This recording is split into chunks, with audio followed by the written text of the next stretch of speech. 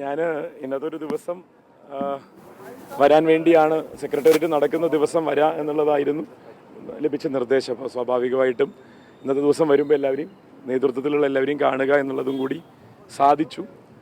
ഞാൻ കൃത്യമായി എൻ്റെ രാഷ്ട്രീയം പറഞ്ഞുകൊണ്ടാണ് ഇടതുപക്ഷക്കാരനായത്. ആ രാഷ്ട്രീയത്തിനെ ഉയർത്തിപ്പിടിക്കുന്ന പ്രവർത്തനം തുടരുന്നതിന് വേണ്ടി തന്നെയാണ് പാർട്ടിയുടെ നിർദ്ദേശവും. അപ്പോൾ സ്വാഭാവികമായിട്ടും ഇടതു മനസ്സ് എന്ന് പറയുന്നത് കൊണ്ടു നടന്നിരുന്ന ഒരാൾ പൂർണ്ണമായും ഇടതുപക്ഷക്കാരനായി ഒരു സ്ഥാനാർത്ഥിത്വത്തിലേക്ക് വരുന്നു. ആ സ്ഥാനാർത്ഥിത്വത്തിൻ്റെ ജയപരാജയങ്ങൾക്കപ്പുറം പൊളിറ്റിക്സിനൊരു കണ്ടിന്യൂറ്റി ഉണ്ടാവണമല്ലോ. മനുഷ്യൻ അങ്ങനെയാണ് രാഷ്ട്രീയ നിലപാടുകളിൽ മറ്റുള്ളവരെ ബോധ്യപ്പെടുത്തുന്ന അഭിപ്രായങ്ങളിലേക്കൊക്കെ മാറേണ്ടത്.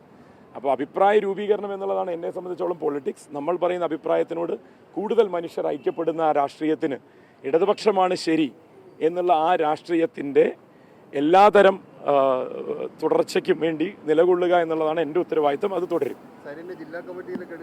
അയ്യോ, അതൊക്കെ പാർട്ടിയെ പറ്റി അറിയാത്തവർ പറയുന്ന കഥകളല്ലേ. അതിൽ മെമ്പർഷിപ്പ് എന്ന് പറയുന്ന പ്രോസസ്സ് എത്രത്തോളം സങ്കീർണമാണ് എന്നും പെട്ടെന്നൊരു മെമ്പർഷിപ്പ് എന്ന് പറയുന്നതൊക്കെ അതിന് 2 കൊല്ലത്തെ ഒരു കാത്തിരിപ്പുണ്ട് എന്നുള്ളത് എനിക്ക് പോലും അറിയാം. അത് പത്രക്കാരെന്നുള്ള രീതിയിൽ നിങ്ങൾക്കും നല്ലപോലെ ധാരണയുള്ള വിഷയമാണ്. അങ്ങനെയൊന്നും യാതൊരു തരത്തിലുള്ള പ്രീ കണ്ടീഷൻസ് എന്ന് പറയുമല്ലോ, മുൻധാരണകളോ മുൻവിധികളോ ഇടതുപക്ഷത്തിൽ രാഷ്ട്രീയത്തിൽ പ്രവർത്തിക്കുമ്പോൾ യാതൊരാൾക്കും ആവശ്യമില്ല. പ്രവർത്തിച്ചുകൊണ്ടേ ഇരിക്കുക എന്നാണ്. ഞാൻ ഇന്നലെ CM-ഉമായിട്ട് കണ്ടപ്പോൾ ഉപയോഗിച്ചൊരു വാക്ക് ഞാൻ ആവർത്തിക്കുകയാണ്. വിശ്രമിക്കാൻ മടിയുള്ള കൂട്ടത്തിലുള്ള ഒരു മനുഷ്യനാണ്. വിശ്രമിക്കാൻ അനുവദിക്കാത്ത വിധത്തിൽ കാര്യങ്ങൾ ചെയ്യാനുള്ള ഉത്തരവാദിത്തത്തോടു കൂടി തന്നെ ഉണ്ടാകും എന്നുള്ളതിൻ്റെ രാഷ്ട്രീയമാണ് ഞാൻ പറയാനും പ്രവർത്തിക്കാനും ആഗ്രഹിക്കുന്നത്. പൊളിറ്റീഷ്യൻസിന് കരിയർ ഇല്ലല്ലോ.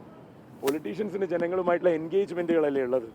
ആളുകളുമായിട്ട് എൻഗേജ് ചെയ്യുക എന്നും ഞാൻ നേരത്തെ പറഞ്ഞില്ലേ, അഭിപ്രായ രൂപീകരണമാണ്. കൂടുതൽ ആളുകൾ ഏത് അഭിപ്രായത്തിനോടൊപ്പം നിൽക്കുന്നു അതിനെയാണ് മാൻഡേറ്റ് എന്ന് പറയുന്നത്.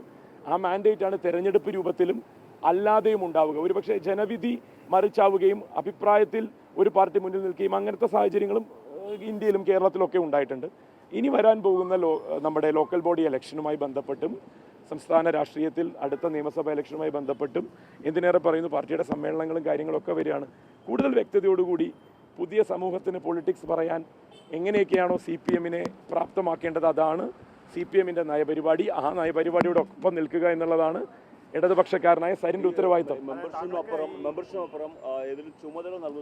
ഞാൻ അതിനെപ്പറ്റി ബോധേഡല്ല. സാധാരണ ആളുകൾ വന്ന് ഏറ്റെടുക്കുന്ന കാര്യങ്ങളുമായി ബന്ധപ്പെട്ടിട്ടുള്ള കണ്ണിലൂടെ കണ്ടാലാണ് ചുമതല, ഉത്തരവാദിത്തം അല്ലെങ്കിൽ സ്ഥാനം എന്നുള്ള വാക്കുകൊണ്ടൊക്കെ നമ്മൾ അതിനെ വിശേഷിപ്പിക്കുക. അത്തരം കീഴ്വഴക്കങ്ങളുമായി ബന്ധപ്പെട്ട് തന്നെ കാര്യങ്ങൾ തുടരണമെന്നൊരു നിർബന്ധവും ഇല്ലാത്ത ഒരാളാണ് ഞാൻ. അതുകൊണ്ട് തന്നെ ഞാൻ ഭയങ്കര ഓപ്പൺ ആളുകളുടെ അടുത്താണെങ്കിലും ശരി, പാർട്ടിക്ക് അകത്താണെങ്കിലും കേട്ട് പഠിക്കുക, കണ്ടു പഠിക്കുക, കൊണ്ടുപഠിക്കുക എന്നുള്ളതിൻ്റെ ആ ശീലത്തിലേക്ക് കാര്യങ്ങളെ മുന്നോട്ട് കൊണ്ടുപോവുക എന്നുള്ളതും. അപ്പോൾ ഞാൻ നേരത്തെ പറഞ്ഞ പോലെ പുതിയ കേരളത്തിന് പുതിയ കാഴ്ചപ്പാടുകൾക്കൊക്കെ CPM എന്നുള്ള പ്രസ്ഥാനം എത്രത്തോളം ഒരുക്കത്തോടു കൂടിയാണ് നീങ്ങുന്നത് എന്ന് ഈ വരുന്ന സംസ്ഥാന സമ്മേളനത്തോട് അടുപ്പിച്ചുള്ള അടുത്ത 3 മാസക്കാലം അതിനിർണായകമാണ്. CPM-നെ സംബന്ധിച്ചിടത്തോളം അതിനിർണായകമായ ഒരു രാഷ്ട്രീയ കാലഘട്ടമാണ്. മറ്റുള്ളവരൊക്കെ പൊളിറ്റിക്കലി ഡീആക്ടിവേറ്റ് ചെയ്ത് അവരെ മാറ്റാൻ പോകുമ്പോൾ നമ്മൾ ആക്റ്റീവായി നിൽക്കുകയാണ്. ഏരിയ സമ്മേളനങ്ങൾ നടക്കുന്നു, ജില്ലാ സമ്മേളനങ്ങളിലേക്ക് കടക്കുന്നു, ഇനി സംസ്ഥാന സമ്മേളനവും. അപ്പോൾ അതൊക്കെ വളരെ പോസിറ്റീവായി പൊതുസമൂഹത്തിൽ ഒരു ഇമ്പാക്റ്റ് ഉണ്ടാക്കുമെന്നാണ് ഞാൻ മനസ്സിലാക്കുന്നത്. ഞാൻ കോൺഗ്രസ്സിൽ എനിക്ക് കോൺഗ്രസ്സിൽ പ്രത്യേകിച്ച് ഒരു പദവി ഉണ്ടായിരുന്നില്ല. ഞാൻ കോൺഗ്രസിൻ്റെ ഡിജിറ്റൽ മീഡിയ സെൽ ഉത്തരവാദിത്തം എന്നുള്ള രീതിയിൽ കൈകാര്യം ചെയ്ത ഒരാൾ മാത്രമാണ്. അപ്പോൾ അതുകൊണ്ട് തന്നെ ഉത്തരവാദിത്തങ്ങളാണ് ഞാൻ എൻജോയ് ചെയ്യുന്നത്, പദവികളല്ല എന്നുള്ളത് വളരെ കൃത്യമായിട്ട് എൻ്റെ ജീവിതം കൊണ്ട് ബോധ്യപ്പെടുത്തിയതാണ്. കുറേ വിമർശനങ്ങൾ ഏറ്റുവാങ്ങേണ്ടി വന്നിട്ടുണ്ടെങ്കിൽ പോലും തുടർന്നും അങ്ങനെയൊക്കെ തന്നെയായിരിക്കും. അങ്ങനെയൊന്നുമില്ലെന്നേ. അത് ഈ വീണ്ടും പാർലമെൻ്ററി വ്യാമോഹങ്ങളുമായി ബന്ധപ്പെട്ടിട്ടുള്ള രീതികളല്ലേ. പാർലമെൻ്ററി മോഹങ്ങളും വ്യാമോഹങ്ങളും ആഗ്രഹങ്ങളും ഒക്കെ ഒരുപാട് പേർക്ക് പൊളിറ്റിക്കലി ഉണ്ടാകാം. ഞാൻ അങ്ങനെ കാര്യങ്ങളെ കാണുന്ന ആളല്ല. ഞാൻ കൃത്യമായി പറഞ്ഞു, 2026 എന്ന് പറയുന്ന വർഷം, 2025 എന്ന് പറയുന്ന വർഷം അതിനിർണായകമാണ്. കേരളത്തിൻ്റെ ഭാവിയെ വാർത്തെടുക്കാനുള്ള 2 വലിയ ഉത്തരവാദിത്തങ്ങളിലേക്ക് പാർട്ടി മുന്നോട്ട് പോവുകയാണ്. അപ്പോൾ ആ കൺസെപ്റ്റ് തന്നെയാണ് എനിക്കുള്ളത്. അപ്പോൾ അതിൻ്റെ മുന്നോട്ട് പോകിൽ നമ്മളൊരു ഭാഗമായിരിക്കും, അത്രയേ ഉള്ളൂ.